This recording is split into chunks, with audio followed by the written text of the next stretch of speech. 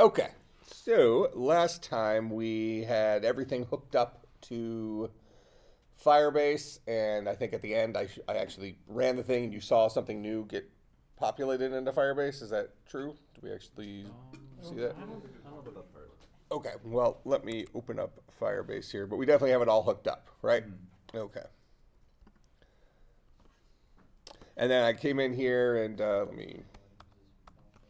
so we set these rules to true so that we don't have to authenticate in order to read and write from our database, because we don't want to have to deal with authentication yet. We just want a public database dealy flippy thingy. All right, so inside here, it does look like I did this. I'll go ahead and delete it again real quick. But so that's my current database that's currently empty on Firebase. And here's my program here. And I want to be inside of main.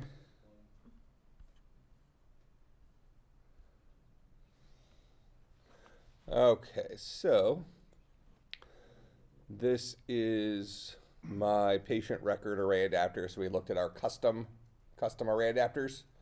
Okay. Did you see my note I put on yours? Your response. So you turned in your homework and you said you didn't know what was going on with it. I looked through the code. Yeah. I couldn't find. Really? So it's got to be something stupid. I'd have to run it, Okay. but Okay. everything looked well put together. So there's got to be some little zig. I even looked at your XML documents thinking that maybe you had one of your text views like not named. They all seem to match up. So it's got. I'm sure it's something, but it's not obvious just from looking at the code. Okay, so we have our array adapter, blah, blah, blah. Okay, then I call this, actually I want to go back to this here in a few minutes, so I don't want to call that one. I don't want you to see that one yet. So let me go to add new.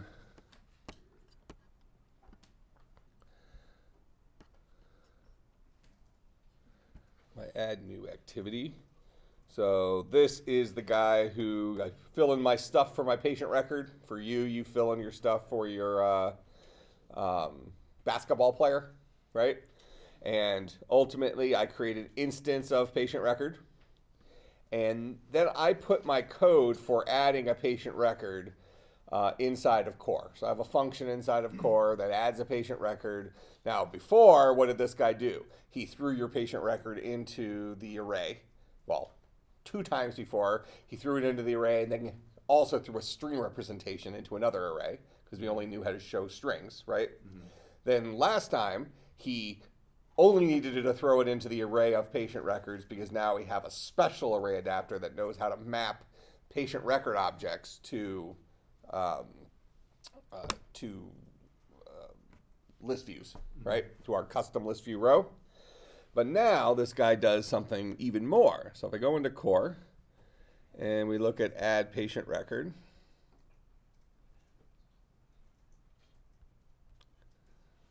so it still adds it to my array of patient records. So I didn't take away the things it did before. So it still does that. It still does the string representation. And it also increments the number of patients I have. Okay? But lastly here, I wrote a function here called write patient record to Firebase. So if you remember, let me just open up Keynote real quick just to show us the picture one more time. This is us. Remember, this is our current program for us up to this point.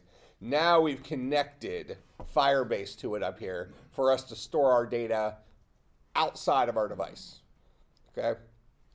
At this point, we're not even like remembering, and we're not bringing it back in, so the next time we launch our device, we have it. We'll do that soon. But just so you see where Firebase lives, it's not on our computer here. It's not in this room. It's up in Google's cloud somewhere. Okay? Probably on servers that are in Cupertino, California, as well as spread across the rest of the world where Google duplicates their stuff all over the world. Okay? So, not on our device. Make sense? So, I added some code here that will write that patient record to Firebase. So this is a function that I wrote.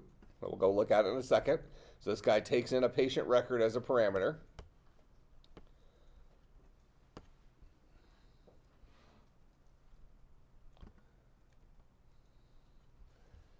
And this is all he does. He calls myref.push set value to PR. So let's unpack that and see what's actually happening there.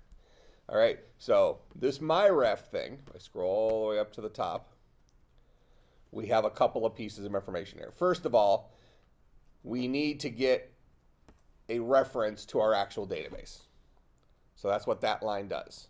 So I have a variable of type Firebase Database, and this is only going to be available to you once you have Firebase successfully hooked up to your project. And that's what we did for homework.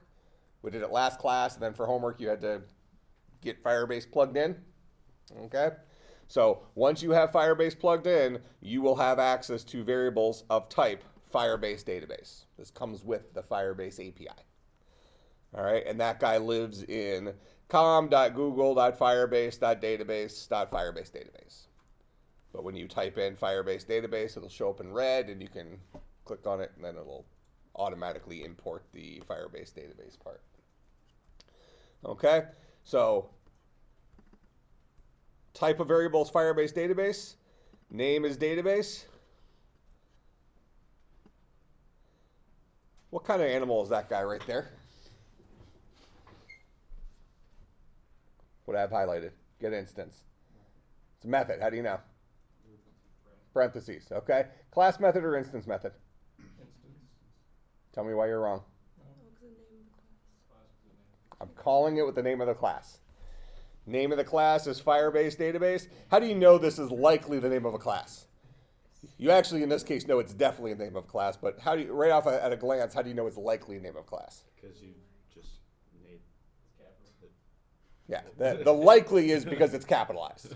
Yeah, so if people have used normal naming conventions, because this guy starts with a capital letter, it's probably a class name. But what Blaine was getting at here is, I named my variable of that type. It's definitely a class, right? Okay, so this is definitely a class name. And how do we call class methods? Using the name of the class in which the method was defined, right? So this guy right here is a class method. Remember back when I started harping on this class method versus instance method versus static thing and stuff like that? I said how important it is. Everybody remember that? All 300 times I did it? Have you ever seen this code before? No. Yet you just identified what kind of animal it was. I look, well, you mostly did. Get the point of the power of that? So if you were to go and look at the documentation for Firebase instance or Firebase database, you would see static in front of this guy, which would tell you exactly how to call it. Go ahead. You said you had a question. Oh yeah. What is a field again? What is a who? Field. A view? No field, like F-I-E-L-D. A field. Field. Oh, field. That would be something that, like, if this guy was a class field, you wouldn't have parentheses at the end of it. Oh, okay, that makes sense. All right, so because we have three things that belong in a class. We have fields, we have constructors, we have methods. Those are the three things that go in a class. Okay, so we understand this line? So we have a variable of type Firebase Database, and this gets us the instance of Firebase Database for our project, which is a result of what we did last time by connecting our project up to a very specific Firebase database in the cloud. So this guy is getting us an instance of the object that knows how to talk to that dude. Make sense? Mm-hmm. Okay, so that's what this line does. So now I have access to my database in general.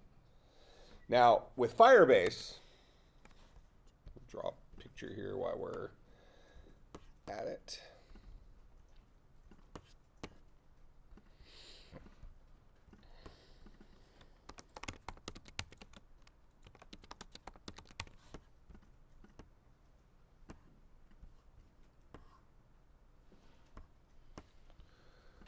Just want to make sure I'm consistent on my colors. So we have our Firebase database that lives up here. So what we get off of that is a reference. Actually, let's say, yeah, I'm going to call it a reference right now. So we get a reference. Actually, I'm going to say instance. We get an instance of that database by making that call we just talked about, right? Now, this database can have a whole bunch of stuff in it, right? We can have user records, we can have patients, we can have basketball players, we can have all sorts of different stuff organized in some interesting ways and hierarchies and stuff like that. So the way Firebase does things, think of it as almost like a directory structure on your computer. So when you go into the C drive, you have a bunch of folders, and then inside of those folders, you have some files and maybe some other folders, so on and so forth. Okay, so Firebase is organized kind of like that, like a directory structure. All right, so now right now, if we go and look at our Firebase, we have a really boring directory structure. Okay, so we can almost think of this as like the C drive with nothing in it. Okay, so we have a freshly formatted hard drive here. Everybody with me so far? Okay, so we want to start putting stuff in here. So this very next line in code, where I'm saying I want to get a database reference. So I'm going to create a reference. I'm going to call this my ref. So what I'm doing is I'm going to say, start with my instance of my database. And then get me a reference to, in this case, a folder called patients. It's not actually a folder, but I think for us, we can think of it as a folder right now since we're trying to make this analogy with the C drive, our directory structure on our computers. All right, so I'm saying start with my database and then get me the folder called patients that lives at the top level. So we can think of this as like C:\patients. Everybody cool with that? Now, we look at our database and we see that dude doesn't exist yet. So the very first time we try to put something there, it'll create it for us. But all I've done at this point is I've given myself a little reference that points to where that folder should be. Cool? All right, so go back to my picture here. So in my example right now, I have a reference to patients.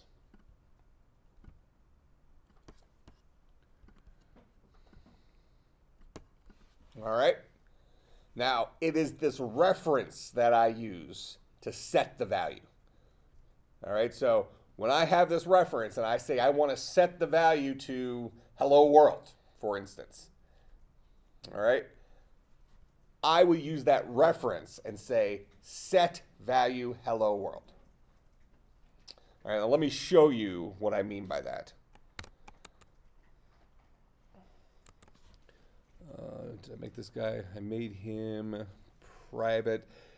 I'm just going to loosen the range just a little bit for a moment to show an example. Okay, so I went ahead and made my reference public so I can use it from main activity real quick. All right, so I'm going to go back to main activity here.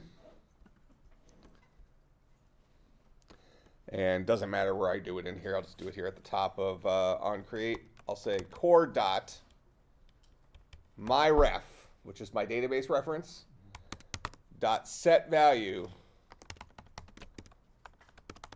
hello world. Make sense? So I'm saying go to my database because my reference was built in terms of my database instance. Let me just connect those dots for you again real quick. I got my database instance here. My reference was built in terms of that guy. So I have a pointer to my database. Then I have a reference to a specific folder in my database that doesn't yet exist, but we're going to see it get created here. But you also see how it's really not a folder. In this case, it's going to look like a variable.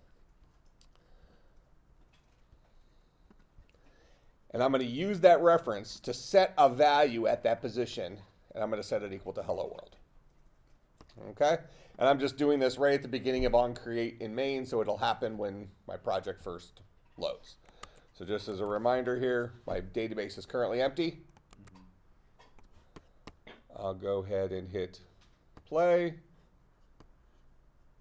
I already have a emulator open here.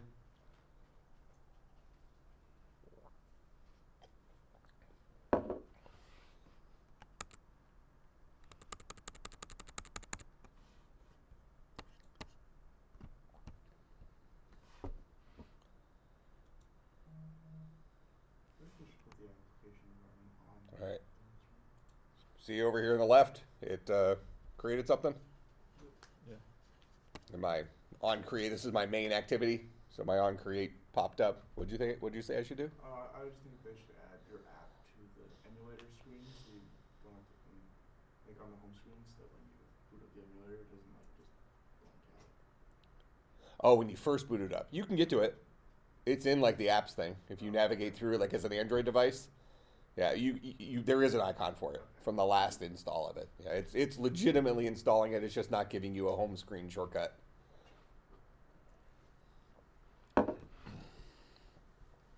Because I've actually done that before. I have several, like for my travel hacking stuff, which I have a Android device, so I don't know why I do this, but I have several little utilities that I'll use through the emulator. That I'm not opening up through Android Studio. I'll just open up the emulator, and then I can just go to my utilities that I have on there. Which now that I'm saying that out loud really seems ridiculous, seeing as though I have an Android phone. I'm still not actually I've had the Android for 2 years now, or a year and a half. I had an iPhone for a decade before that, but you'd think that in a year and a half I should have been able to adapt my mind. It's embarrassing. All right, but in any case, we see here that my database now has some stuff in it, right? Okay, now notice though that my reference called patients, the value at that position is now equal to hello world, because I set the value at that position to hello world.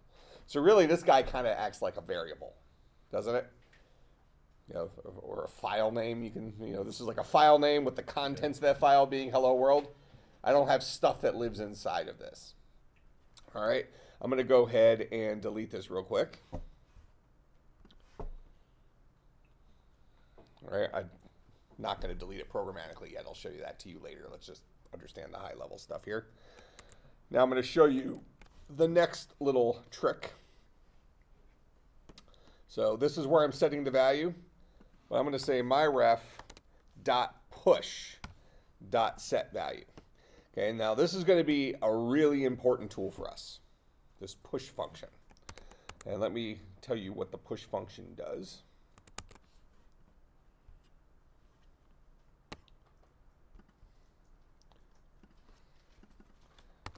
Firebase stuff. Okay, so we have a database instance. So this is our pointer to our actual top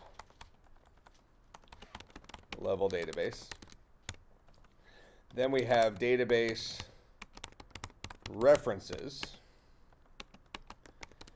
These are pointers to specific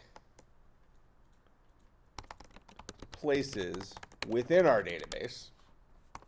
So right now I have a single pointer that takes me to patients, but I can make 500 pointers if I want. That takes me into, patients, first names, birthdays, blah, blah, blah. I can just keep going down the line. Just like in your computer, you have // program files, / blah, blah, blah, / so on and so forth. Okay?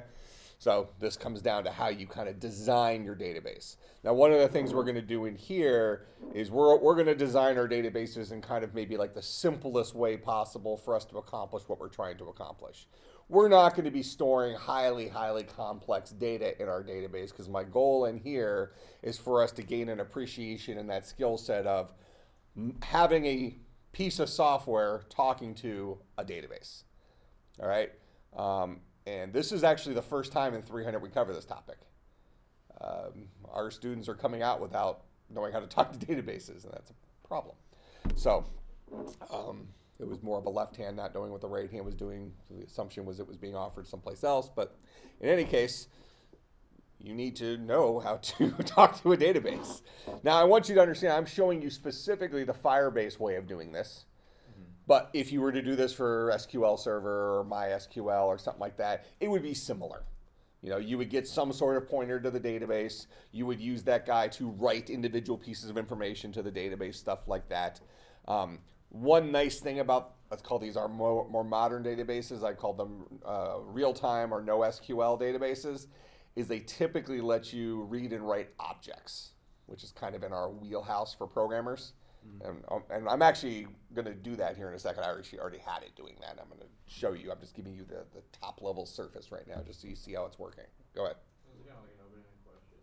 With Firebase, you know how you said like you get like a certain amount of data for storage kind of free? Mm-hmm. Like, is that per project, or is that in total? I don't know the answer to that. I think it's per project. I'm pretty sure it's per project. The real situation, though, is I think the reality of it will be, unless you're storing images. If you're just storing data like this, you're going to hit your transaction limit way before you'll hit your data storage limit. I mean, you could store a whole lot of text and it not take up a whole lot of information or a whole lot of space, right? I mean, like if they give you a limit of 10 gigabytes, that is a lot of text for 10 gigabytes. At that point, you have a production application that has thousands and thousands of users. But the limit they really put on it is the transaction limit. And a lot of times, I think I don't remember what it is off the top of my head, but this is not just a Google thing. This is kind of across the board, any sort of cloud computing thing. Their free tier usually gives you so many transactions like per second, and then so many transactions per maybe hour or day, different divisions there. But the idea is that the transactions they give you per second would be definitely sufficient for testing, probably sufficient for a relatively small user base. But if you start getting thousands of people using your app, and it's a very common app, and all of a sudden it's hitting your database hundreds of times per second, then they're going to say, give us your money. Okay. And when you say like transactions, you mean like this push? Yeah, this is a transaction. Yeah, set a value, we're talking to the database, we're doing something with it, that's a transaction. Yeah, so the more of those that are happening per second, the more money Google's going to want from you. But you won't have to worry about that at all in this class. Yeah, I mean, if you and your 7 friends are testing your application, you're going to be fine. All right? When it's really, none of us have 7 friends, so we're just... So it's going to be you testing your application and then, calling up and, showing a sibling or a parent or something like that. Look what I did. I just quoted Blaine, actually. Probably.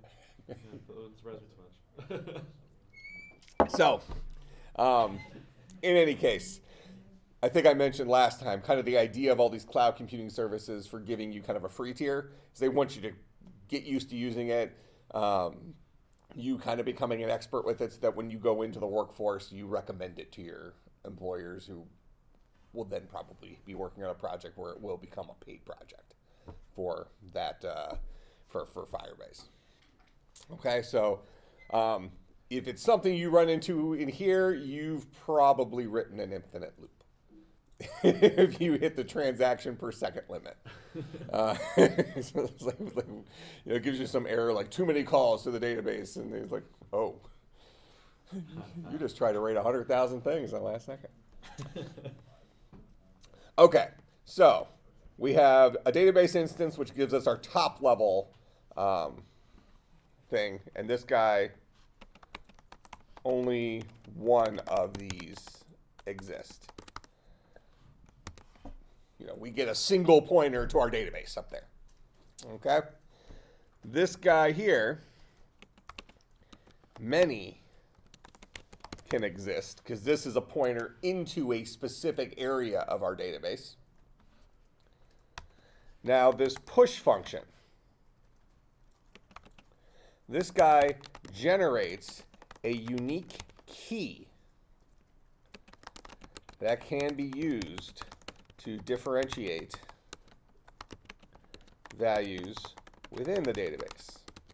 I'm going to show you what I mean by that here in a second.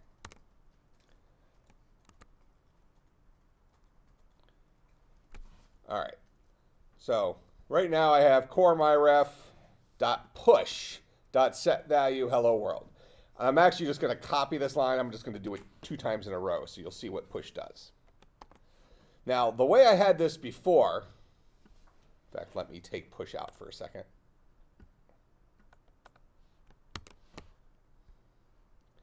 I'll actually just say hello worlds there so it's a little different the second time around. I'll go ahead and run this guy. So I'm not using push right now.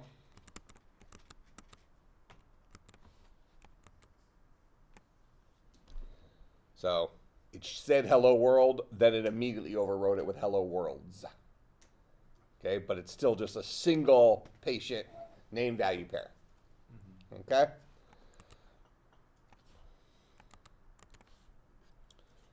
But now I'll throw dot push in there.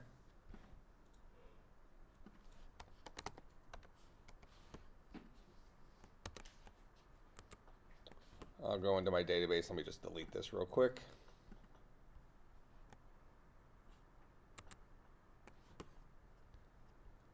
Now I'll run it, and what this is going to give me is it's going to give me two different records, one that says hello world, one that says hello worlds, each one with this unique key before it. See how that works? So now I've actually stored two separate pieces of information into my database with a unique identifier for each one. You can almost think, like, if you want to think about this in terms of like user objects or something, this is like the user ID. So I can uniquely grab this guy. I can also uniquely grab this guy. Make sense? Okay. Huh? Is there a problem with that? Oh, that's a good question. I don't know. Maybe I click something? Doesn't matter. We're going to be changing this in a second anyways. All right, so we saw these guys work. So I'll go ahead and delete my patients. Now, for us, we're probably more interested in creating actual patient records and storing those in our database. So I'll go ahead and get rid of these two lines here. If I go back into core and we look at my add patient record, this guy stores my patient record in a local array, stores the string version of it in another local array, increments number of patients, then writes it to the database. And when I write it, I use push, then set value. Make sense? What does push do? Makes new. Gives me unique ID thing. Okay. So when I go and I hit submit on my add patient record screen, it's going to do all that, including right to the database. Okay. Now let's go and look at, well, this guy's getting in an actual patient record object, not a string. What you've seen so far is me just writing strings to the database, right? This guy is a collection of stuff. So if I go into patient record,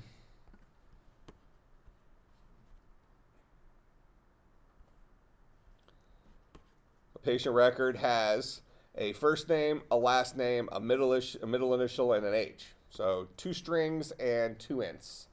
And notice I have this little comment here that Firebase doesn't support serializable chars. I'll talk about that in a second, but that's why I'm representing my char middle initial as an int. Because we all know that chars are actually represented as 16-bit unsigned integers because they map to the Unicode character set, right? So that's how they're actually represented anyways, which is fine. But in order for me to actually store this in Firebase, I can't store char up there. It makes me store an int. Okay, Firebase has a set of things. I think I left that page open. Yep. Here's the data types that Firebase knows how to store. It knows how to store arrays, Boolean values, trues and false, bytes, date and time, floating point numbers, geographical, so latitude and longitude stuff, integers, a map, if you remember from Python, this is called dictionary. Okay, so a collection of name value pairs. Null values, it can store other references to other parts of the database, and strings. Okay, notice chars were not listed there. These are the things that the real-time database knows how to store. And the reality is the reason it probably doesn't support chars is the database, when you're getting a value, it probably needs to be able to differentiate between what kind of value it is. And since chars are actually stored as an int anyways, it probably can't differentiate between ints and chars because we haven't, it's, let's say, loosely typed on that side. We aren't defining the kind of value we're storing. In a relational database, those older databases, which are still perfectly reasonable databases, when we create tables, when we create these directories, we actually created giving it the types of values each thing is built to hold. So it's a lot more difficult to create databases or create tables in there because we have to explicitly do it, but we would be able to hold chars in something like that because we would be able to, we're in charge of saying that's a char, that's an int, that's a string. Make sense? We're here, we're asking Firebase to just do that work for us. So we have to bend to their will a little bit. All right, everybody's cool with that? All right, I'll actually just grab this link and let me throw it in here. Let's call it usable data types in Firebase. Let's call it storable. Storable.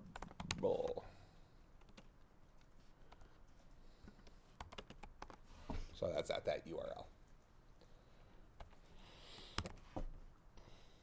And you'll get like a crash bug with that. So if you ever are doing something with Firebase and everything looks pretty legit and you're getting a crash bug, maybe take 2 seconds and just make sure you're not trying to store a value type that isn't allowed. Okay? Now, the important thing for us here related to this is notice that none of the things in here say object, right? Where as an object-oriented developer, somebody writing stuff in Java, we'd really love to be able to just store patient records up there or basketball players up there, the whole object, right? Well, when you think about what is an object, besides the collection of functions and stuff like that, which is actually built into our classes themselves, objects are really collections of name-value pairs, right? So they're kind of like dictionaries, aren't they? We have first name equals some name, last name, age, birthday, whatever it is. It's a bunch of name-value pairs. So one of the things that it supports, that Firebase supports, is a map, which is a collection of keys and values. They start looking a lot like Python dictionaries. Remember those guys? Okay, just a bunch of name value pairs. So we can do a couple different things. We can write our own function that can convert a object into for a string that looks like that to store a collection of name value pairs. We can do that. Or we can rely on Java's internal serializable interface. Okay?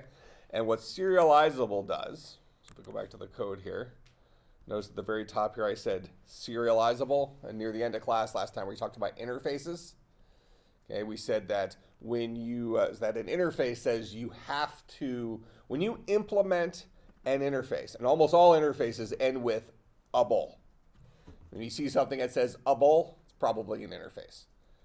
So runnable was the example interface I talked about last time, which says you have to write a method called public void run. So if you claim to implement runnable, you're saying you have to follow some rules that that interface says. Now, serializable is actually a little bit different. It's like a quick, easy thing that you do when you know you need it. So what I'm doing here is when I say implement serializable, I'm letting Java know that I have set this guy up appropriately for you to be able to serialize him, i.e. convert him into a dictionary. Okay? So if we come in here and we say implements serializable, what we are doing is we are saying that we have set up, we are telling Java that we have set up our object to be able to be converted into a map, and I'll put in parentheses here, dictionary. Okay? And effectively, what does that mean for us? That means that we've made all of our fields public. That's it. You make all your fields public. Actually, I'm sorry. There's two things we have to do. Make all your fields public, and then also you have to have a version of your constructor that takes no parameters. And that's actually important for the other side of it. When we read it back in from the database and it wants to rebuild our object, what it's going to do is it's going to create an empty husk object using the no argument constructor and then populate the public fields separately rather than call your constructor that takes in parameters. Because different objects might have a different number or type of parameters, right? And Firebase isn't necessarily going to know how to deal with it. But if your object type is always, if the constructor is always named, the same as the object you stored, and you always have a constructor that takes no parameters, and all your fields are public, then it could just go ahead and create a blank instance of a patient record, and then go and set your public fields as, in this case, 4 separate lines.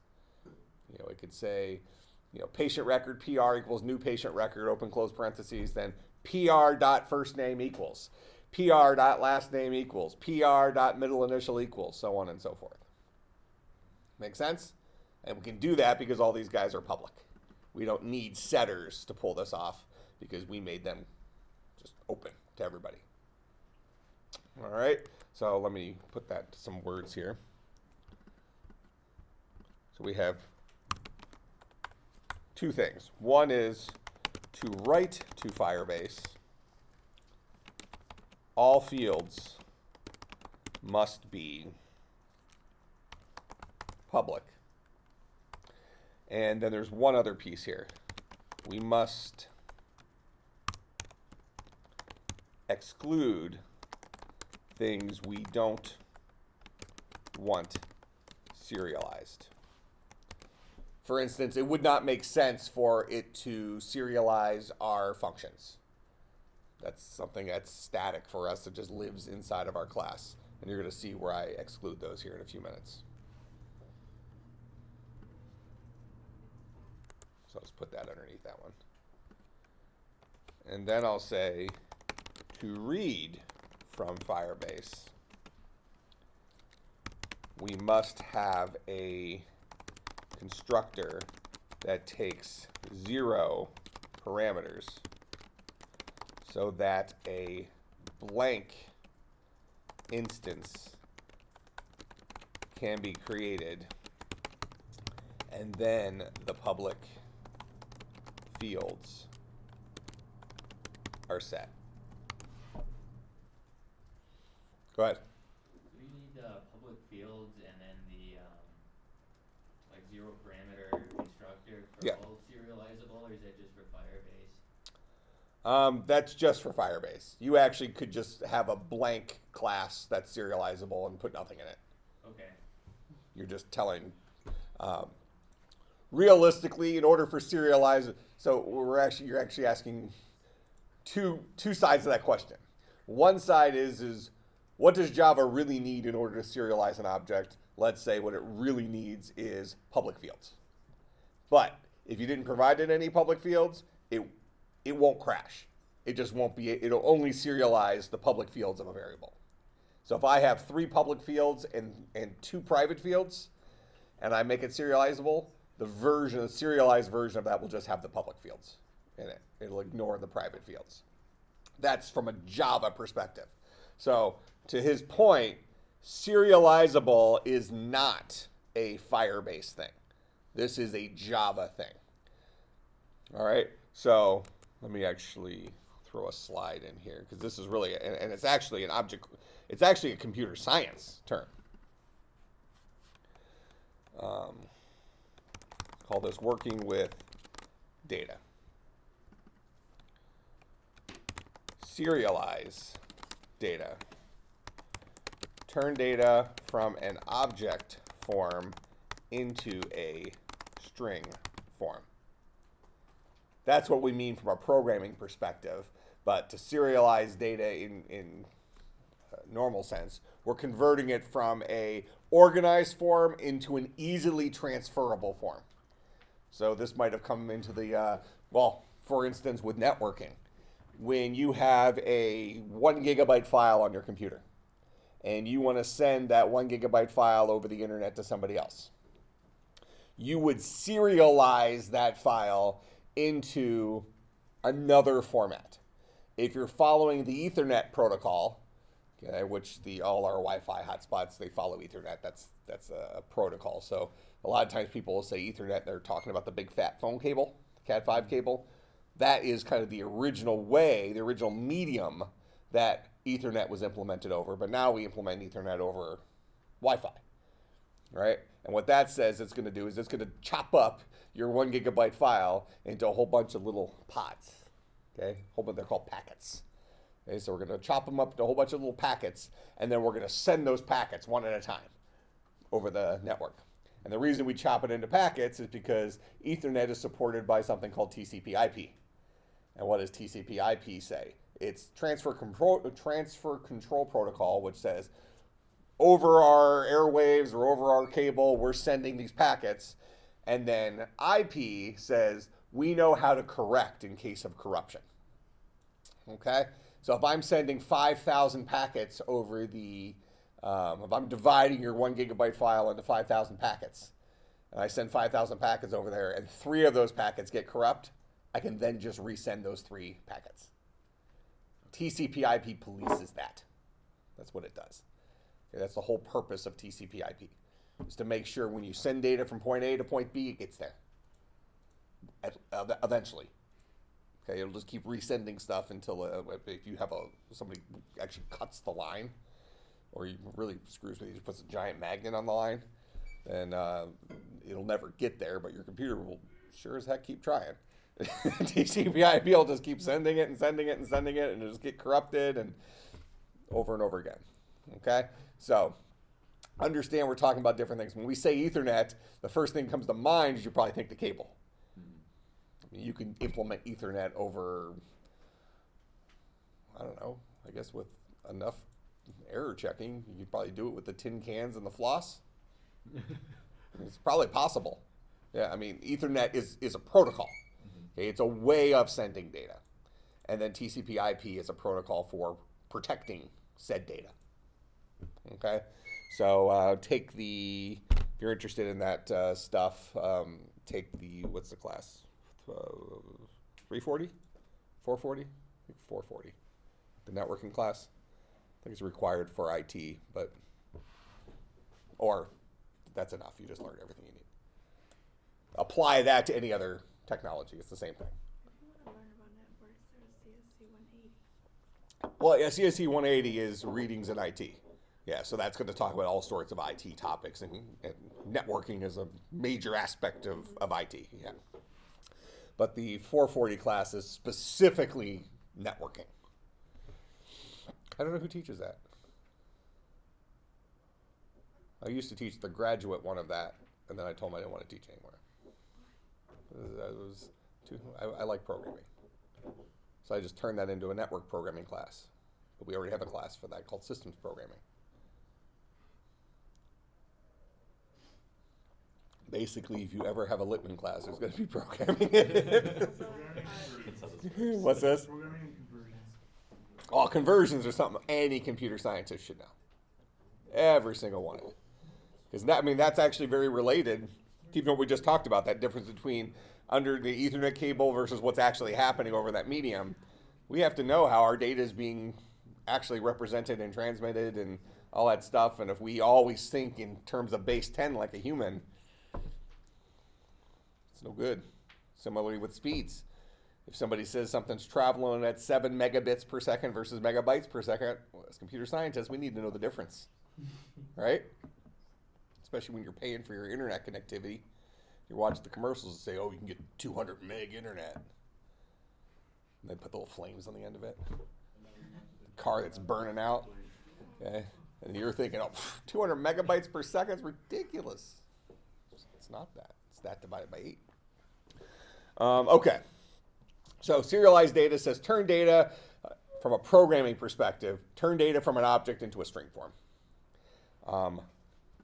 And then to put this in context for you, we're going to say usually JSON or XML.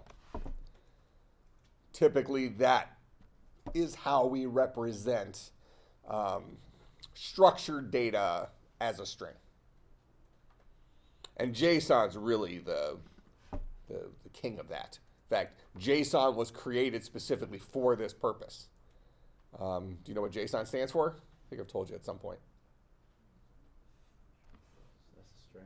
Or is that script?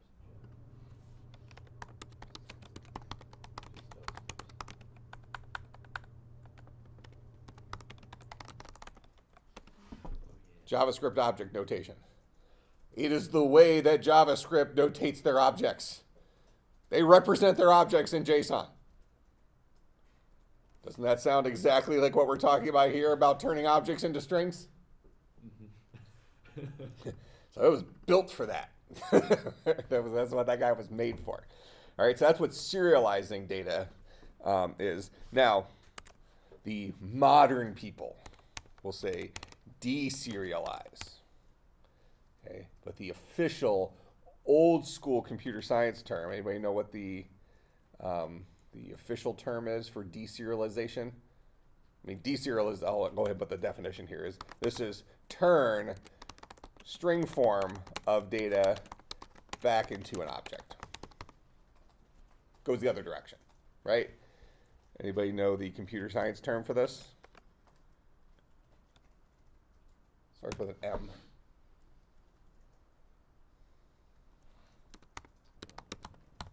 Marshal the data back. Nobody uses it. They always say deserialize, but this is similar to getters and setters. Today we say getters and setters. Years and years and years ago we would have said accessors and mutators. Accessor accesses private members. Mutators mutate, change private members. But getters and setters is kind of easier. Yeah.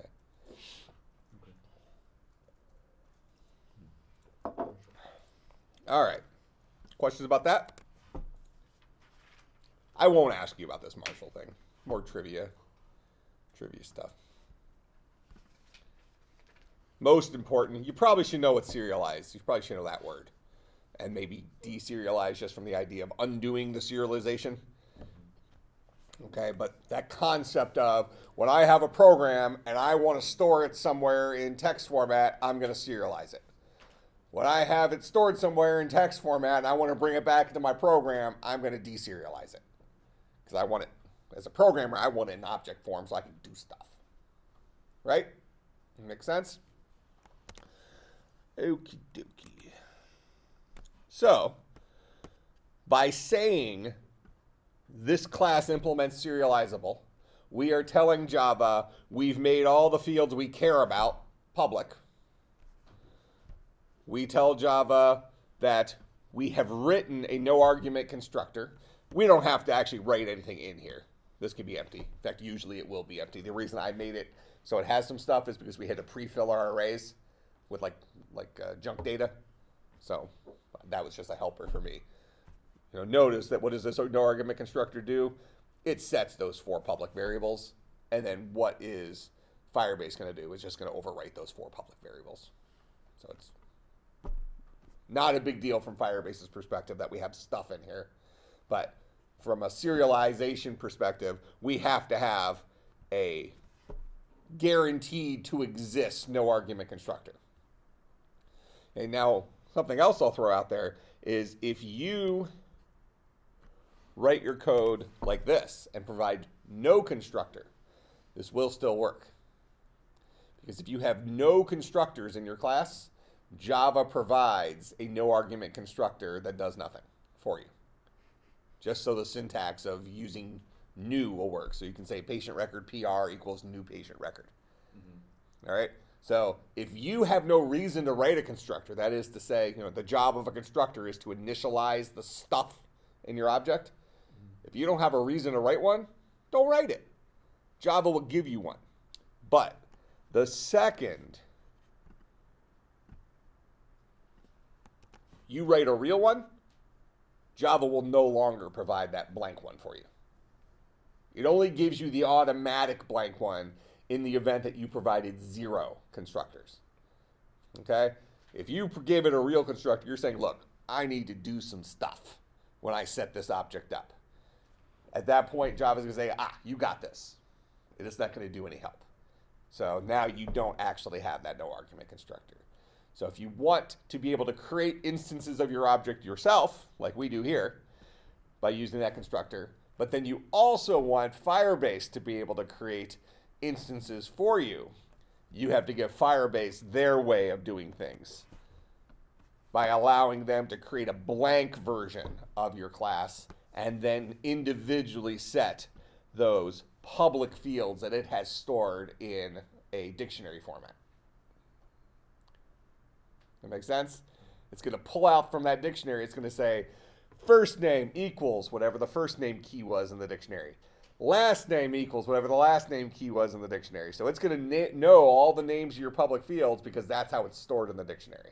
I'm going to show you this in a minute before we run out of time. Okay? So Serialize says those two things.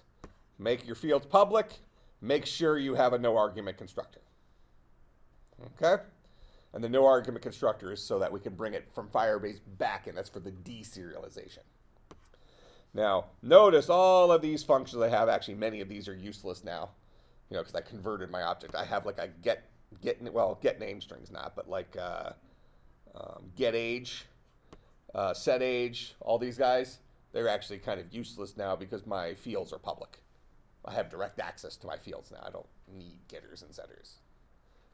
I might still want setters maybe to protect me from myself, right? I'm not letting it set it to an age less than 1, stuff like that. But some jerk can go in and still just say pr.age equals -30. It's a public variable. They can just do whatever they want. Okay. But the important thing for Firebase here is anything that we don't want Firebase to try to put into a dictionary, put into a map, we have to put this little exclude thing in front of it. Okay, so we're saying Firebase ignore, Firebase ignore, Firebase ignore, so on and so forth. So notice I have exclude in front of all my stuff. Because when I want to store my objects, what I'm really saying is I want you to store a dictionary representation, a JSON representation of this object, and I want to be able to pull it back out of Firebase and store it again. Go ahead. If you wanted to create like a patient record without filling in one of those like things, like so one of the text views saying don't fill in like the middle initial, it would error out, right? So how would you have to write another constructor that doesn't include like the middle initial if you wanted to make a patient record without like an initial in there? Oh, you mean that you weren't going to actually store a middle initial? So say you just like filled out first name, last name, then you left those two blank and hit add patient, it would like crash. Well, that's true for calling this constructor. Yeah. That's what you're talking about? If you wanted to leave like the initial. Oh yeah, you can write 20 different versions of this constructor. You could write a constructor that only takes 2 parameters. You could take one that takes 1 parameter. Yeah, my question is like, would you have to write all of those constructors, or is there a way to like? You actually can give it a default value.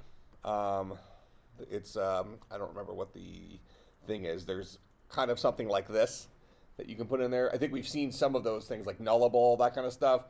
There's another one, I think it's called default, where you could actually provide it a default value that you want it to have in the event a person doesn't provide it.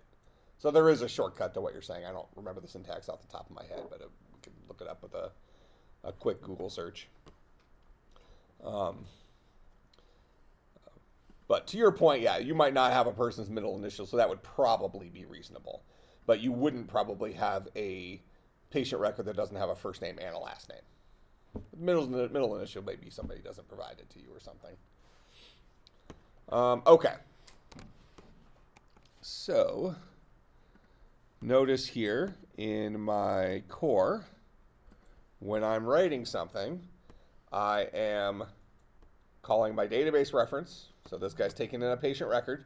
So that's taking in a instance of patient record, which is a serializable class. That means I can turn it into JSON, or it's set up to be turned into JSON. I'm gonna let Firebase do the magic. All right, so I'm saying my ref dot push. What does push do? Creates a unique folder for this guy. Yeah. Okay, or a unique it really would be a variable name, but a unique variable name to hold this stuff. That way I can hold multiple patient records.